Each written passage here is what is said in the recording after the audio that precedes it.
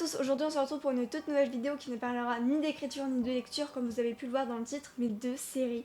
Alors j'avais demandé dans une vidéo si ça vous intéresserait que je vous en parle et on m'a répondu positivement, donc c'est parti. Alors j'ai décidé de faire un petit classement sur 25, ne vous inquiétez pas, ça ira vite, je l'espère. Enfin bref oui. Je vais commencer par la dernière position jusqu'à aller à la première. N'oubliez pas, ce n'est que mon avis, et au moins peut-être que je vais vous faire découvrir de nouvelles séries que vous avez peut-être pas vues. En dernière position, la série Jamais froid aux yeux, elle est sortie très récemment, et je me suis très ennuyée. Je vous la conseille pas, franchement. L'intrigue, l'histoire en elle-même, ça m'a saoulée, clairement. J'ai terminé pour dire que c'est bon, j'ai pas regardé pour rien, mais je regrette vraiment quoi, j'ai perdu mon temps je trouve. Ensuite, Mortel, une série française. Elle devait pour moi avoir une place dans ce classement et je la mets en avant-dernière position. Ensuite, La Casa de Papel. J'ai adoré les 2 premières saisons. La dernière, massacre. Je trouve qu'ils ont tué les meilleurs personnages, d'accord? Mais bon, voilà quoi, je ne suis pas réalisatrice, mais je suis dégoûtée. C'est pour ça qu'elle a sa place dans ce classement, parce que franchement les 2 premières saisons elles étaient géniales, mais la dernière elle m'a saoulée, j'ai même pas regardé la fin, je crois, ouais non j'ai même pas regardé la fin, ça m'a saoulée.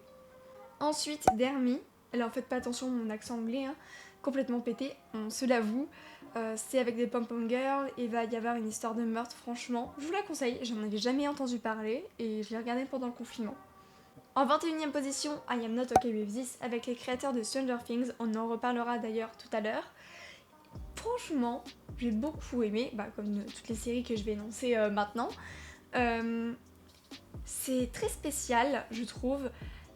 En fait, ce qui rend spécial les choses, c'est aussi l'humour, très décalé. Et c'est complètement américain, je trouve aussi. Mais franchement, l'intrigue, elle est très bien menée et on s'amuse bien. Et je crois que les épisodes en plus ils sont très courts, si je dis pas de bêtises. C'est une mini-série, mais il y aura pas de suite, je crois. C'est dommage, ouais, non, il y aura pas de suite. Je suis dégoûtée. Ensuite, en 20e position, Destin, la saga Wings. Je regardais pas le dessin animé quand j'étais petite, du coup, j'ai pas eu de mal à aimer cette série. En fait, j'ai pas eu à me détacher par rapport à certaines personnes. Et franchement, je trouve que c'était très bien mené. Ouais, ils ont retiré tous les princes par contre, j'étais un peu dégoûtée par rapport à ça. Mais bon, peut-être qu'on les verra dans la prochaine saison, pourquoi pas. 19e position, Baby, une série italienne. Franchement, en plus, quand j'ai commencé cette série-là, j'allais à Rome. Donc ça se prêtait très bien à la situation. Elle est très spéciale, hein. Les acteurs sont très sont très spéciaux. Waouh, la faute de français énorme. En 18e position, Nous, la vague. Alors c'est très axé sur l'écologie. C'est spécial, je trouve aussi. Mais elle est bien. Ça se regarde. Ouais, ça se regarde bien plutôt. Et c'est allemand, je crois aussi. 17e position, Trinket. Franchement, j'ai bien aimé. J'ai regardé ça avec ma meilleure amie. Génial. Je vous la conseille vraiment vivement. Elle est certes en 17e position, mais c'est parce qu'il y a du lourd qui arrive juste après. En 16e position, Cursed, la rebelle. J'ai le livre juste là-bas. Alors, déjà, je dis que le livre est génial comparé à la série. Je crois que j'ai déjà dit dans une vidéo d'ailleurs. Et waouh, franchement, ça faisait longtemps que j'ai pas vu de série fantastique sur Netflix à ce moment-là. Et j'ai pas du tout été déçue. En 15e position, Unorthodox. Je pense que tout le monde devrait la regarder tellement qu'elle est... Waouh. Franchement, j'ai pas d'autres mots. J'ai pas d'autres mots. C'est sur les juifs extrémistes. Donc c'est très intéressant, je pense que tout le monde devrait la regarder. En 14e position, The Society, faites pas attention à mon accent. Je suis dégoûtée qu'il n'y a pas de saison 2. J'attendais la suite avec impatience et il n'y en aura pas. Donc je voudrais bien vous la conseiller, mais vous êtes déçus à la fin parce que franchement, vu comment ça se termine, on fait yes, il y aura une suite. Ah bah non, yes. J'adore le confinement, j'adore le Covid. C'est faux. 13e position, Lupin. J'étais obligée de la mettre en classement. Elle est géniale cette série. Je l'ai regardée avec ma meilleure amie, on a adoré. Franchement, elle est ouf. Et il y a la suite qui sort bientôt. En 2e position, une super série que je recommande vivement. Mais il n'y aura pas de suite aussi. je déteste le Covid, d'accord? Elle était géniale, c'était avec du patin à glace, oh, c'était génial, franchement je vous la conseille quand même s'il n'y a qu'une saison, c'est Spinning Out. Elle est géniale. En 11e position, ça va peut-être vous étonner, une série française, Le Bazar de la Charité. J'ai adoré. C'est avec Camilou et 2 autres actrices vraiment très talentueuses. Enfin, de toute façon, tous les acteurs dedans étaient très très bons. Et waouh!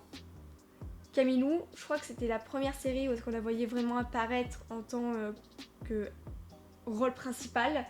Et elle joue tellement bien. Waouh! Alors moi, j'ai connue quand elle était chanteuse parce que j'étais allée voir la comédie musicale où est-ce qu'elle jouait un rôle. Et c'était Guenièvre. Dans La Légende du roi Arthur, il y a mon chanteur préféré, Florent Mott, qui jouait Arthur, et elle, du coup, j'ai découvert à ce moment-là. Waouh, sa voix, elle est extraordinaire, franchement j'adore. Bref, voilà, c'était juste pour l'anecdote. On entre dans le top 10 avec Teeny Potterfings. Elle est géniale cette série. Je voudrais d'ailleurs lire le livre parce que je savais pas, ça vient d'un livre de base. Waouh, ça mélange danse classique et derrière une histoire avec tentative de meurtre. Yes. Franchement, Franchement, je vous la conseille vivement. Juste un petit point négatif, il y a trop de scènes de cul inutiles, ça me saoule. C'est comme Elite d'ailleurs, ça me saoule aussi, mais on en reparlera juste après. En 9e position, cette série. Mais parlons de cette série, de ce psychopathe de Joe. Il joue tellement bien, waouh. J'étais très étonnée de la 2e saison. Waouh, le fil conducteur, moi, mais franchement, génial. Il veut toujours être gentil, mais en fait, non, il est pas si gentil que ça.